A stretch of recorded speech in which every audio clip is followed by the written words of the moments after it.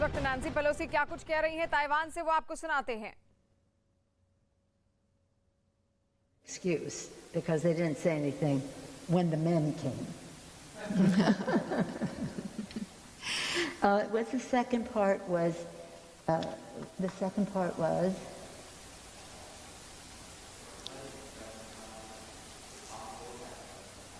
Invited to the U.S. Congress to make. Oh, that was the third part, but I'll go there. Okay.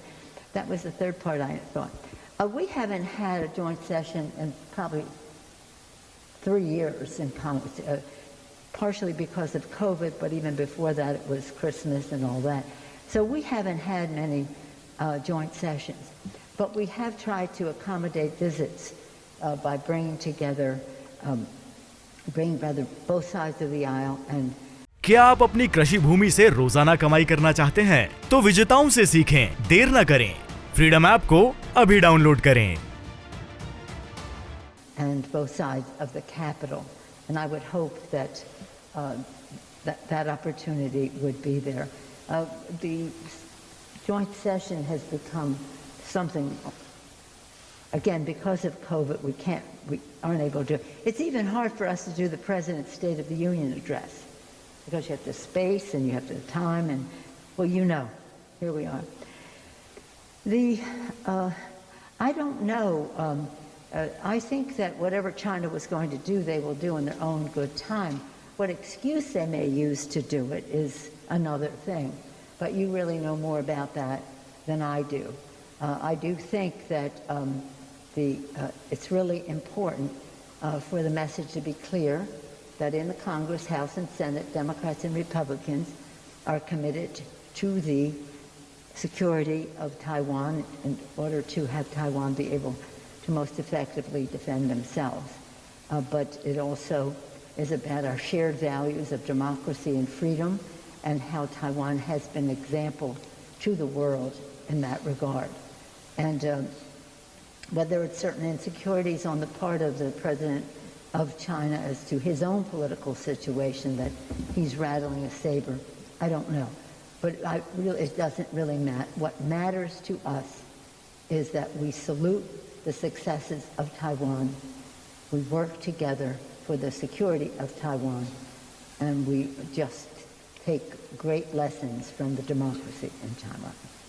Thank you very much, Madam Speaker. Right now we take questions from the international media, and I would like to invite Samson Ellis. He is the Taipei Bureau Chief of Bloomberg News. Samson? Oh, thank you.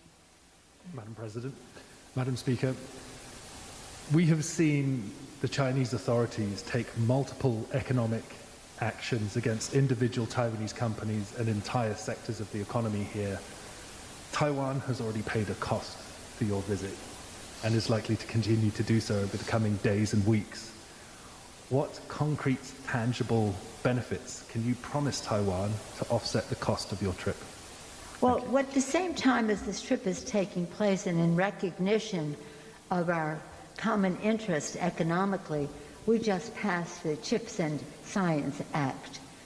This is something that opens the door for us to, again, have better economic exchanges. I know that some Taiwan businesses, significant ones, are already planning to invest in manufacturing in the United States. And the ingenuity, the entrepreneurial spirit, the brain power, whatever, the intellectual resource that exists in Taiwan, and the success of the tech industry here, for one sector, has been really a model. And again, we want to increase our relationship. So I think that I would be saying that would be a goal we share, but with the CHIPS Act, we're really facilitating reaching that goal. And it's pretty exciting. It's pretty exciting, and I think that you will see a recognition of the scientific success that Taiwan has had, being a model for how we go forward. That's why our bill is called Chips and Science. Thank you very much, Madam Speaker. Right now, last but not the least, we will have a representative from the Japanese media, Mr. Ishiro Koichiro-san. He is the bureau chief of Asahi Shimbun of Japan. 你好，总统。 Konnichiwa. Hello, Speaker Pelosi. こんにちは。Thank you very much for taking my questions. My question is about Chinese democracy.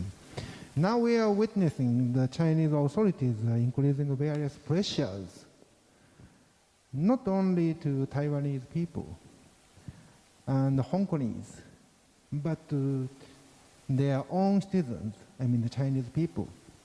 And as a strong and long-time advocate of democracy, please let us share your ideas.